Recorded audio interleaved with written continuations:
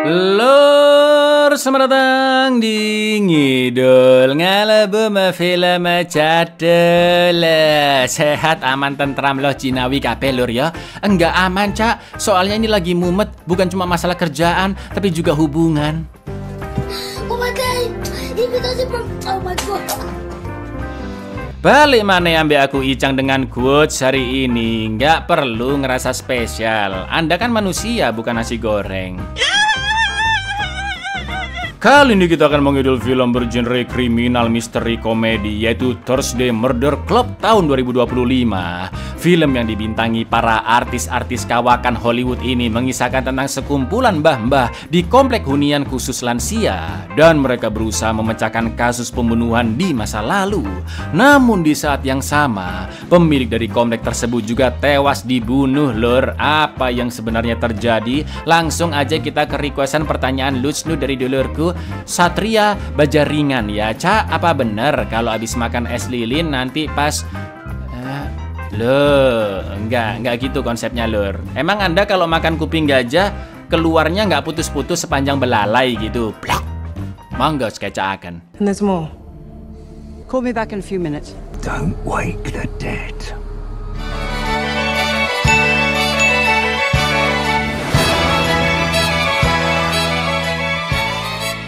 Pada tanggal 11 Mei tahun 1973, sekitar jam 12 malam di kawasan Brick Lane, London, seorang pria berusia 25 tahun yaitu Peter Mercer baru selesai nongki di warkop dan OTW pulang ke rumahnya, yang mana dia tinggal bersama cememewnya yaitu Angela.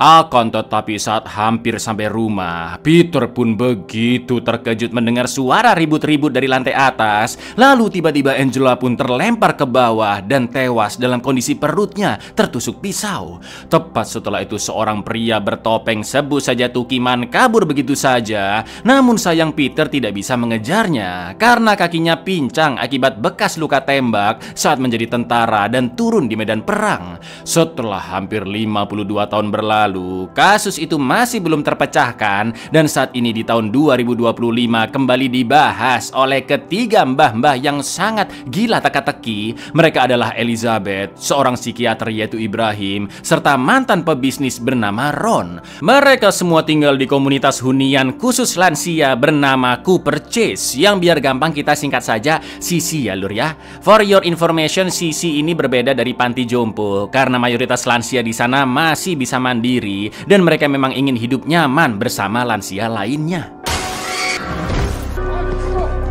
Peter Mercer, 25 years old, discharged from the army. Have I understood correct? To actually see. According to the police, For a robbery, they were a broke young couple. very good point. When the police arrived, they searched her apartment. Mercer chased them out, then he disappeared. Menurut keterangan dari polisi, tidak ada barang-barang yang dirampok di rumah Angela dan Peter mengaku Angela langsung meninggal tak lama setelah jatuh.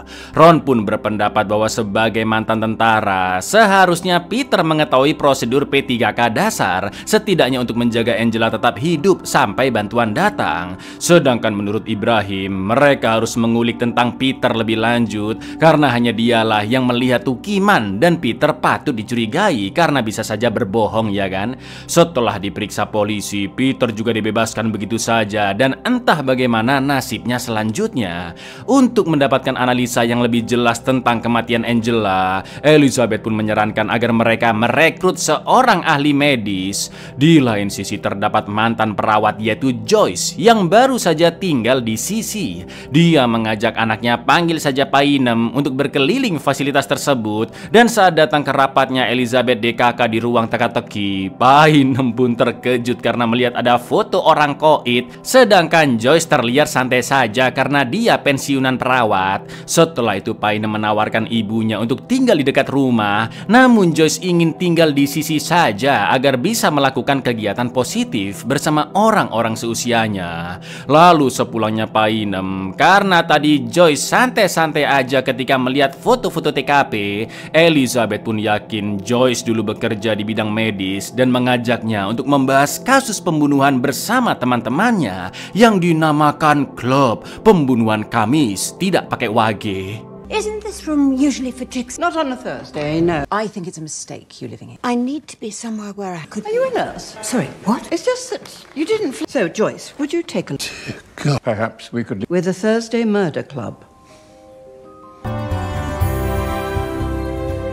Salah satu dari pemilik Sisi, yaitu Ian, digugat cerai oleh istrinya karena ketahuan selengki yang menuntut banyak harta benda seperti mobil dan apartemen. Lalu Ian pun menemui seorang karyawan Sisi bernama Bogdan dan membahas rencananya untuk mendulang lebih banyak untung dengan menggusur pemakaman sekaligus area Sisi untuk dibangun apartemen mewah beserta gedung serbaguna. Mirisnya Ian tidak memikirkan sama sekali kegiatan para lansia di sana, dan satu-satunya yang akan menghambat Ian adalah pemilik Sisi lainnya, yaitu Tony Karen yang memiliki saham besar di Sisi dan tidak setuju dengan rencana tersebut karena budenya Tony bernama Maud tinggal di Sisi juga lur.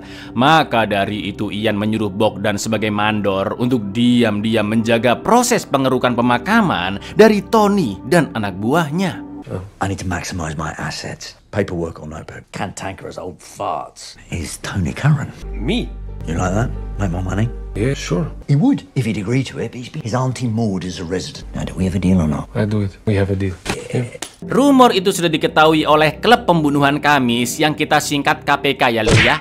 Dan Elizabeth yakin jika Tony pasti lebih membela para lansia Sisi karena Maud tinggal di sana. Setelah itu Joy sudah menyiapkan kue tart buatannya untuk rapat pertama bersama KPK.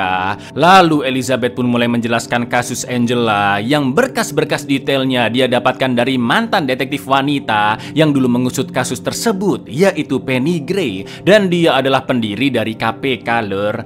Penny juga tinggal di Sisi, namun sekarang dia masih dalam keadaan koma dan ditemani suaminya yang pensiunan dokter hewan bernama John. Dulunya Penny ingin menginterogasi Peter kembali, namun permintaannya ditolak oleh sebagian besar polisi. Dan selanjutnya Peter menghilang entah kemana, yang akhirnya kasus pun ditutup lur. On a temporary basis. Bloody world-class picture. The police report and soon released by the police. D.I. Penny Gray. Penny lives in the hospice wing now. There was one police officer who wanted to bring him in for recall. Setelah rapat, Elizabeth menjenguk Penny dan John. Lalu saat balik ke kamarnya, Elizabeth ngobrol-ngobrol dengan suaminya Stephen yang sering lupaan karena mengalami Alzheimer. Tapi kerennya Mbah Stephen ini masih sering nulis dan main catur, bukan scroll TikTok ataupun kepo gosip artis.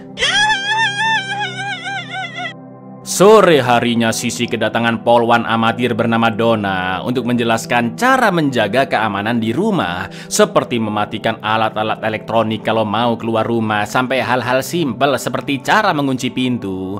Namun tiba-tiba Elizabeth menanyakan tentang kasus Angela yang telah ditutup setelah terduga pelakunya hilang begitu saja, dan Donna pun hanya lolak-lolok lur karena tujuannya ke sana hanya untuk penyuluhan ya kan. Tapi tiba-tiba mobil Donna bannya dikunci karena dianggap parkir sembarangan, yang akhirnya Donna pun harus menunggu sampai petugas datang sambil makan siang bareng KPK dan mengenal masing-masing anggotanya. Di awal film kita sudah tahu latar belakang mereka semua lur, namun di sini Elizabeth baru mengatakan jika pekerjaannya dahulu berkaitan dengan hubungan internasional, namun seolah-olah dia sedang menutupi sesuatu. If a man brutally, how long would you keep the That's my car! So sorry. international affairs? Let's just say the wine. Love. Sebelum Donna pulang, mereka pun bertemu dengan Jason, putra dari Ron, yang seorang mantan petinju juga artis terkenal, dan dia sering menjenguk ayahnya sampai 2-3 kali seminggu lur. Setelah itu Elizabeth and the gang melihat Tony yang sedang berdebat dengan Ian yang masih ngotot ingin menggusur Sisi dan pemakaman. Namun jelas Tony menolak karena budenya Maud tinggal di sana. KPK pun bertanya apa yang sebenarnya terjadi. Lalu Tony menjelaskan sedikit tentang rencana jahat Ian, dan dia pasti akan menjaga Sisi apapun yang terjadi. Mendengar itu, sebagai mantan ketua serikat buruh, Ron akan segera mengumpulkan para warga untuk mengsidang Ian karena semua penghuni Sisi sudah bayar untuk tinggal di sana. He's doing all the better for seeing you. Is that Jason Rich? He was the ultimate champion back then. She knows that. Yeah. Why, my Aunt Maud, I'll see you in court. I'll be ready. Let me reassure you, placing you lovely people, the Currans. What can we do about this? It's in our lease contracts.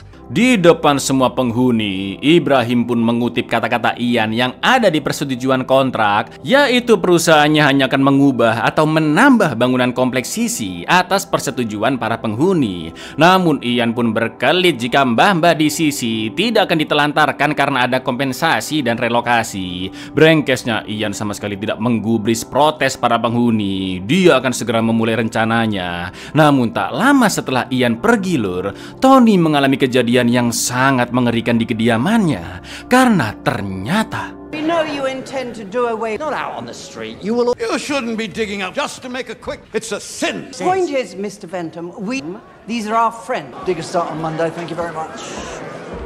You're going to employ that Polish twat over. You got another thing coming. What are you doing here? Tim appears to have been bludgeoned to death. Ya, mirisnya Tony tewas dibunuh dengan benda tumpul dan polisi akan menginvestigasi kasus itu lebih lanjut. Berita itu pun tersebar dan jelas KPK yakin kematian Tony sangat berhubungan dengan rencana Ian. Namun untuk mengetahui detail-detail kejadian di TKP dan mengulik tentang kasus tersebut, KPK pun sepakat untuk meminta bantuan Donna. Tetapi karena mereka yakin kepolisian tidak akan melibatkan Donna yang masih newbie, KPK pun akan memancing Donna agar masuk ke dalam tim penyelidik kasus Tony. Pertama-tama Elizabeth dan Joyce pergi ke kantor polisi dan memaksa bertemu Donna untuk menjelaskan rencana mereka mengusut kasus Tony. Lalu setelah Donna setuju, Ibrahim pun menelpon polisi dan mengaku memiliki kesaksian atas kasus Tony. Tak lama kemudian ketua penyidik kasus yaitu detektif Chris datang ke Sisi. Namun Ron berakting seolah-olah dia agak stres lur, dan Ron hanya mau menyebutkan kesaksiannya di depan Donna, yang akhirnya Donna pun dimasukkan ke tim penyidikan kasus kematian Tony. Wow, rencana yang sangat cerdas. Would you like to be investigated? It's never going to happen. If I was to your helping case, Give us an hour. An hour? He just wants to talk to you about the art. I want to speak to the lady. Is there any way you could move her on to? I'll see what I can do. WTF? What's that? Just for my child. You're on the Tony Curran murder until first. Ketika Elizabeth mengecek berkas laporan keuangan tahunan Sisi yang entah dia dapatkan dari mana, Elizabeth terkejut karena ternyata ada pemilik ketiga dari Sisi yang masih misterius. Elizabeth pun meminta Joyce agar menyuruh anaknya Painem yang paham tentang keuangan untuk mengecek laporan Sisi tahunan itu. Pada awalnya Painem menolak karena super sibuk, namun Joyce memaksa, apalagi Painem sulit meluangkan waktu untuk ibunya, dan akhirnya Painem pun mau melihat laporan tersebut. Sementara itu di perjalanan OTW ke Sisi, Donna mengecek catatan kriminal Tony yang agak buruk, seperti kebut-kebutan di jalan, penganiayaan ringan, sampai kepemilikan senjata ilegal.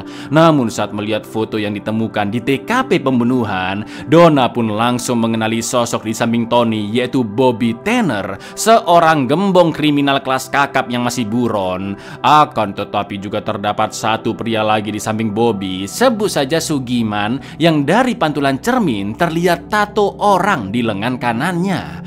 Chris pun agak terkejut mengetahui Donna yang sangat jeli, dan ternyata sebelum dipindahkan ke sana, dulunya Donna bekerja di kantor polisi pusat lur. I am rather busy. Just this one black. I'll see what I can do. There's a third man in this photo. See his arm reflected in the mirror behind them. You can tell Griffiths to stop work. Major crime kingpin turns up here. Untuk persiapan kedatangan Donna dan Chris ke Sisi, Elizabeth pun sengaja mengatur penghangat ruangan ke suhu yang paling panas agar membuat Chris gelisah. Karena menurut pengalamannya, seseorang akan buka suara ataupun membocorkan rahasia jika merasa tidak nyaman. Lalu Painem memberikan hasil pengecekannya dalam berkas PDF yang ternyata karena Tony sudah meninggal, maka sahamnya otomatis ditransfer ke Ian sebesar 12 juta pound sterling. Tak lama kemudian Donna dan Chris pun datang. Lalu Chris mulai merasa gelisah karena kepanasan, namun Joyce dan Elizabeth membuatnya sibuk dengan menjamunya teh manis juga kue. Setelah itu Ron meneruskan kata-kata dari anaknya Jason yang menyebutkan jika pelaku pembunuhan itu pasti cukup jago karena karena sistem keamanan rumah Tony sangat canggih. Mendengar itu, Chris pun ingin menemui Jason yang mungkin mengetahui tentang sistem keamanan tersebut karena mengenal Tony atau mungkin pernah berkunjung ke rumahnya. Namun dari penyelidikan polisi, Chris mengatakan jika sistem keamanan rumah Tony sudah rusak dan tidak ada petunjuk apa-apa lagi. Lalu Elizabeth pun menanyakan detail-detail lain seperti waktu kematian Tony, tapi Chris dan Donna tidak bisa memberitahukannya karena bersifat rahasia. Dengan cerdiknya Elizabeth mengatakan jika dia akan menunjukkan berkas PDF laporan tahunan Sisi yang terdapat bukti pemilik ketiga selain Ian dan Tony beserta keuntungan yang didapatkan Ian setelah kematian Tony. Tapi dengan satu syarat, Chris harus memberitahu kapan Tony meninggal. Namun karena Chris masih saja menolak, Donna pun akhirnya memberikan waktu kematian korban, yaitu jam 11:24 siang yang dia dapatkan dari smartwatch yang dipakai Tony. Now, my son, he told me that Tony... Son, no, Tony Curran. Yes, what about the... We couldn't possibly say. You know, it's not public. I think what Ron's trying... It was on the blink. Waste of money, if you ask. And it contains PDFs, which means that Ian... There you go. 11:24. He had a smartwatch that recorded when his heart beats. Sebelum pulang, Chris pun sempat berfoto dengan Jason. Namun Donna memperhatikan tato orang di lengan kanan Jason. Itu artinya dialah sosok Sugiman yang terdapat di foto Tony dan Bobby. Setelah itu Chris bertanya apakah Jason mengetahui sesuatu tentang Tony dan Ian. Namun Jason mengaku tidak begitu mengenal mereka. Tapi yang pasti Ian dan Tony sama-sama memiliki banyak musuh. Akan tetapi Donna menyadari jika Jason terlihat sangat tidak nyaman dan langsung pergi. Setelah itu Elizabeth menemui Maud dan terlihat buket bunga yang dikirim oleh teman baik Tony berinisial BT. Jelas itu adalah Bobby Tanner, ya kan Lur? That's it. Ding, ding. Very natural. Anyway, I've got to go. Call me if something does. All right, just be careful. Right there, okay. Just be careful on the bike. Yes, they're from an old friend who loved... Di perjalanan Donna pun menjelaskan ke Chris bahwa Jason adalah orang ketiga yang ada di foto dan dari berkas-berkas Tony, Jason juga diketahui pernah bekerja untuk Tony dan Ian.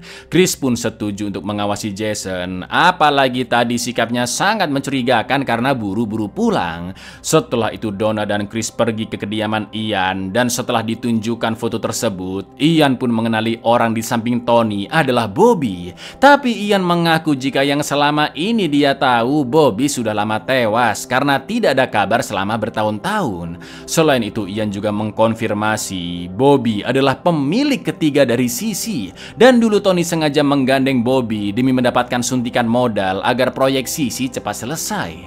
Lalu saat ditanya apakah Ian menyuruh Jason membunuh Tony juga tentang 12 juta pound sterling yang diterimanya, Ian pun mengaku jika dia bukanlah dalang pembunuhannya dan juga tidak ada sangkut pautnya dengan Jason. He's the third owner. Tony Curran brought him on. You stood to gain over 12 million. Look, I didn't kill Tony Curran. If that... Jason Ritchie's in that photo too. I wouldn't piss on Jason Ritchie if you... Yeah, okay, whatever. I have an urgent... You do your job if you... Sementara itu Ibrahim sudah menghitung waktu antara Ian yang pergi dari Sisi dengan waktu meninggalnya Tony. Dan kesimpulannya setelah Ian selesai menemui warga Sisi yang protes, dia tidak mungkin sampai di kediaman Tony sebelum jam 11:24. Elizabeth pun langsung mengabarkan info itu ke Donna dan dia melaporkannya ke Chris yang ternyata pengamatan dari KPK benar Lur, karena rekan-rekan polisi juga mendapat kesimpulan yang sama. Namun jika memang Ian dalang pembunuhan Tony Lur, maka dia bisa saja menyuruh seorang pembunuh bayaran. I have this rather complex algorithm. Ian Bentham would have got there in time. Could Ian Bentham have got here in time? No. Bugger. Oh, yes, I think a line for traffic. Ibrahim. Ian Bentham couldn't have murdered Tony Curran. He couldn't have driven there in time. Look, just tell me. Could Bentham have got... Pada malam hari ketika sedang OTW ke kamar Penny yang berada tidak jauh dari pemakaman, Elizabeth pun ditelepon oleh Donna yang menjelaskan foto di TKP pembunuhan yaitu Tony bersama Bobby Tanner dan juga Jason. Lalu Donna meminta bantuan Elizabeth untuk mencari tahu di manakah Bobby sekarang. Namun tiba-tiba ada sosok misterius bertopi hitam yang mengikuti Elizabeth dan melarangnya untuk mengusik mereka yang sudah mati. Setelah itu Elizabeth menemui John John dan menceritakan tentang kelanjutan kasus Tony, juga mengajak John untuk ikut demo bersama penghuni Sisi saat Ian akan membongkar pemakaman. And there's more. Call me back in a few minutes. Don't wake the dead. Shall I pick you up on Monday? Wouldn't miss it. They cannot be alone. Di hari H demo, hampir semua penghuni Sisi sudah di depan pemakaman untuk protes, termasuk Jason.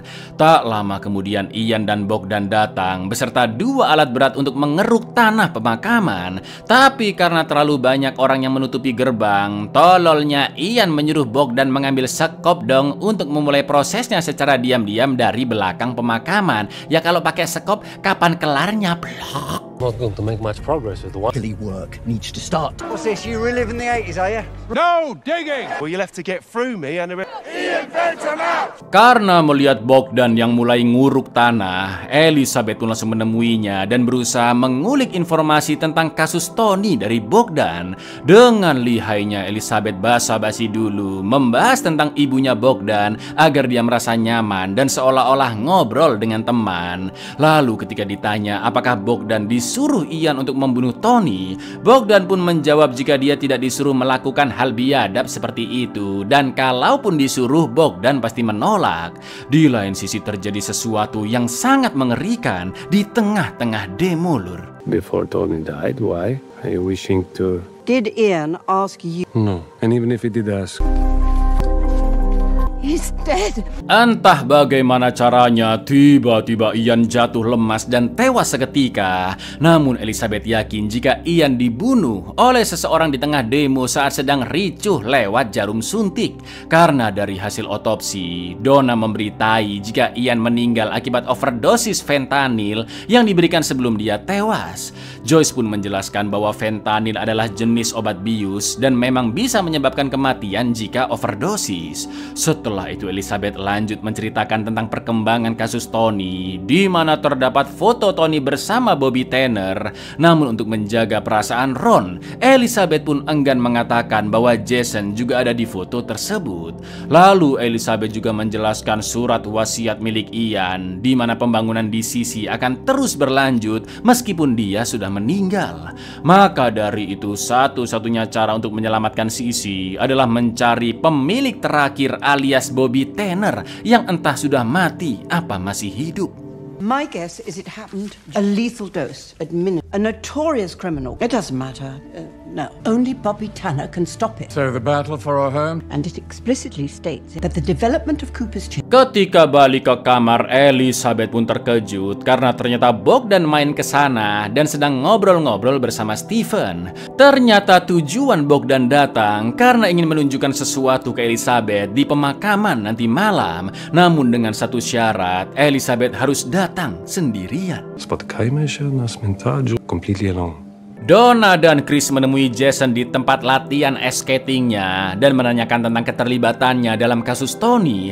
Namun Jason mengatakan dia sedang berada di gym bareng temennya saat Tony tewas.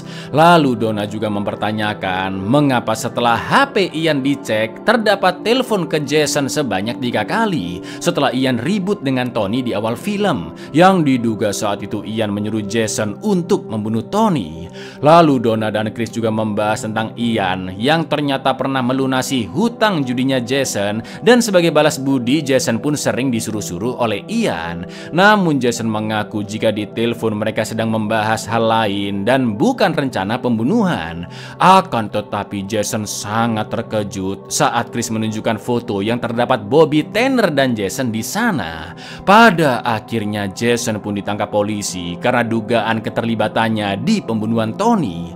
Setelah itu Jason memberitahu ke ayahnya dan jelas Ron sangat-sangat terkejut. Ventham paid some of your old You would do the occasional odd job. Did Ventham ask you to kill Tony Curran? But something else. Do you know Bobby Tanner, Jason? Bobby Tanner? Dead, isn't he? Placing you under arrest on the suspicion of murder of Tony Curran. We'll sort this out, all right? That was Jason. He's just been arrested. Malam harinya di pemakaman, Bogdan mengatakan jika dia sangat ingin pulang kampung ke Polandia untuk menemui ibunya yang sudah sakit-sakitan. Tapi sayang paspornya ditahan sebagai jaminan oleh seseorang yang mempekerjakannya. Setelah itu Bogdan menunjukkan sebuah kuburan aneh dengan tulang manusia yang ditaruh di atas peti mati.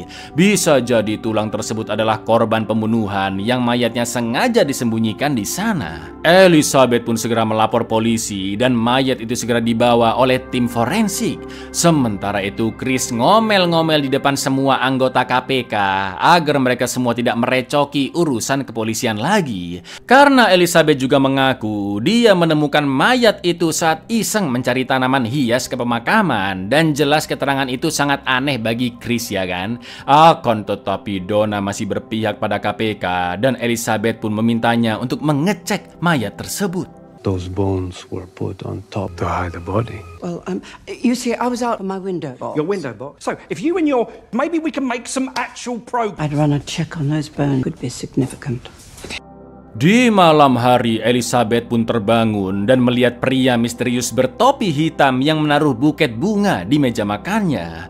Di sana terdapat kartu yang menyuruh Elizabeth agar jangan ikut campur lagi dengan urusannya. Akan tetapi kartu itu memiliki desain yang sama dengan buket bunga yang Maud terima dari inisial BT. Jadi mungkin saja buket bunga yang diterima Elizabeth kali ini sama-sama dari Bobby Tanner, ya kan Lur? Lalu keesokan paginya Elizabeth ditemui Donna dan memberitahu jika mayat yang ditemukan ternyata adalah Peter Mercer dan terdapat plat logam di lututnya bekas luka tembak semasa perang. Elizabeth dan Donna pun menceritakan temuan ini ke Penny dan juga John karena setelah 52 tahun berlalu, akhirnya nasib Peter pun diketahui. I wanted to tell you, they belong to a man. What? They belong to a man named Peter, but then they've been buried for 50. You hear that, Penny? Your legacy continues with... Di kantor polisi, Ron, Ibrahim, serta Joyce nekat mengacaukan Chris yang sedang menginterogasi Jason. Dan Ron juga yakin anaknya tidak bersalah. Akan tetapi Chris terus mencecar Jason, di mana dia sebenarnya saat pembunuhan Tony berlangsung. Yang akhirnya Jason pun mengaku jika dia sedang berasal lele dengan istrinya Ian. Dan sampai ada bukti fotonya dong. Dengan ini terbukti Jason bukanlah pelakunya. Namun meski begitu, masih ada keterkaitan antara dia dengan Bobby dan Tony. An innocent man here had all your evidence is circumstantial. You've all got important records. Everybody out of my office. Where were you when Curran was... I was with Ian Bentham's wife. It's time-stamped and dated. All of you out of my office right. Setelah itu Elizabeth mengajak Donna untuk bertemu dengan Bobby Tanner naik mobil Aston Martin hadiah pensiunannya dari MI6. Ya, ternyata Elizabeth adalah mantan agen MI6. Pantas aja dia bisa dapat berkas laporan keuangan Sisi, bisa ngomong bahasa Polandia, dan kemampuan analisanya juga sangat hebat, ya kan? Lalu Elizabeth membawa Donna ke sebuah toko bunga, dan di depannya terdapat desain yang sama dengan kartu yang diterima oleh Elizabeth juga Maud. Elizabeth menemukan toko itu setelah menggoogling desain kartu bunga tersebut, dan Elizabeth yakin toko bunga itu adalah milik Bobby Tanner karena bunga yang diterima masih segar, atau dengan kata lain toko bunganya tidak jauh dari Sisi. Setelah masuk ke sana ternyata bener Lur, Bobby sedang nyantai merangkai bunga dengan tangan yang berdarah-darah, dan tanpa babi bu Elizabeth langsung bertanya apakah Bobby yang membunuh Tony dan Ian. It's very distinctive. I did an thorny blooms in more... Sorry, can I call you Derek? Do you prefer Bobby? I wondered when you'd... So this isn't a cover. You really are a florist. Ranging fresh. Did you have Ian Bentham and Tony? Straight to the point.